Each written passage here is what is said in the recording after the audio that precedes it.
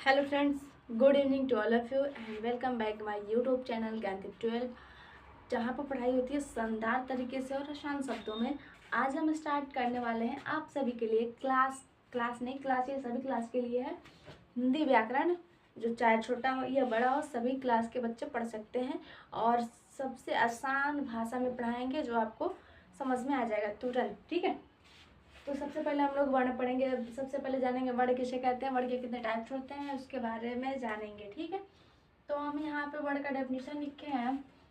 वर्ण उस मूल ध्वनि को कहते हैं जिसका खंड या टुकड़ा नहीं किया जा सकता है। ठीक है, इसका मतलब क्या हुआ? वर्ण मतलब ऐसा कौन सा वर्ण है जिसका खंड या टुकड़ा नहीं किया जा सकता। तो आइए एग्जाम्पल्स के द्वारा समझते हैं। एग्जाम्पल्स की बात करेंगे तो अ हो जाएगा, छोटी ई हो जाएगा। ठीक है, छोटा ऊ, ETC कर दीजिए, आई मीन इत्यादि कर दीजिए। आप कहेंगे आपकी क क्यों नहीं हो सकता है, ख क्यों नहीं हो सकता? देखिए मेरे भाई, क एक वर्ण है, ठीक है, लेकिन ये व्यंजन वर्ण है। ठीक है, इसको अगर यहाँ पर लिखा है कि जिसका खंड या टुकड़ा नहीं किया जा सकता, लेकिन हम क को तोड़ सकते हैं। आधा क और अ मिलेगा ना तब जाके पूरा क बनता है। ठीक है, इसलिए क नहीं हो सकता, ख भी ऐसे ही, ग भी ऐसे ही। मतलब क ख ग घ वाला जो भी वर्ण है ना, पूरा क्या तक बोले तो वो जुड़ करके बना हुआ है, इसलिए ये इसका एग्जाम्पल नहीं हो सकती। ठीक है, अब हम बात करेंगे इसके टाइप्स कितने होते हैं। तो भाई मेरे, वर्ण के दो भेद होते हैं। ठीक है, वर्ण के दो भेद होते हैं, कौन कौन से? तो पहला है स्वर वर्ण,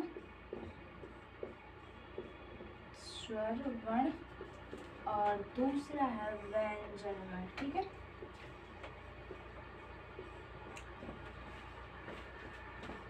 अब आइए दोनों के। तो यहाँ पे हम लोग सबसे पहले जानेंगे स्वर वर्ण किसे कहते हैं। स्वर वर्ण उन वर्णों को कहते हैं जिनके उच्चारण में किसी दूसरे वर्ण की सहायता नहीं ली जाती है। एक ऐसा वर्ण है जिसके उच्चारण में कौन दूसरे वर्ण की सहायता नहीं ली जाती है। जैसे यहाँ पर लिखे हैं अ को बनाने के लिए किसी और वर्ण की आवश्यकता नहीं होती है। चाहे ई भी है, छोटा ऊ, इनमें किसी दूसरे वर्ण की सहायता नहीं ली जाती है। बात करेंगे व्यंजन वर्ण। ठीक है, व्यंजन वर्ण उन वर्णों को कहते हैं जिनके उच्चारण में स्वर वर्ण की सहायता ली जाती है। इसमें स्वर वर्ण की सहायता ली जाती है। जैसे क अगर हम लिखेंगे तो क में क्या होगा? क भी तो रहेगा लेकिन स्वर वर्ण आएगा क्या? अ क्या है? स्वर वर्ण है। ठीक है, तो इसमें स्वर वर्ण की सहायता ली जाती है, उसे व्यंजन वर्ण कहते हैं। अब चले जानते हैं स्वर वर्ण के कितने भेद होते हैं। ठीक है,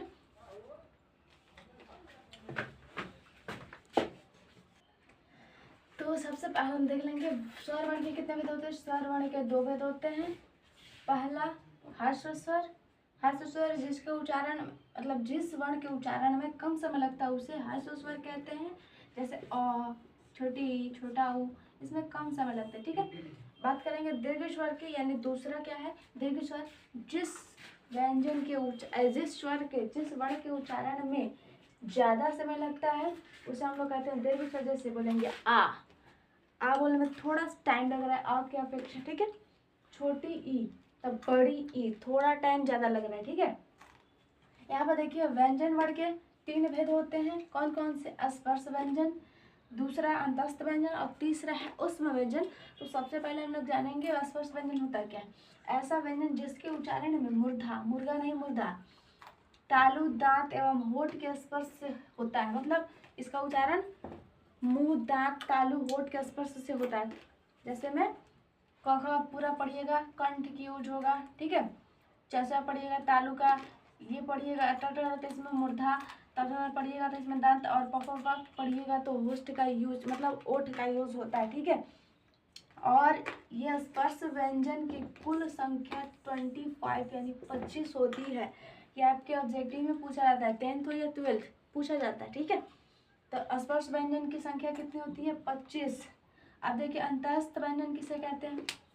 जिस व्यंजन का उच्चारण मूर्धा, तालु एवं दांत एवं होठ के स्पर्श से होता है पर किसी भी अंग का पूर्ण स्पर्श नहीं होता है। जैसे य, र, ल, व। आइए एग्जाम्पल ऊपर देखते हैं।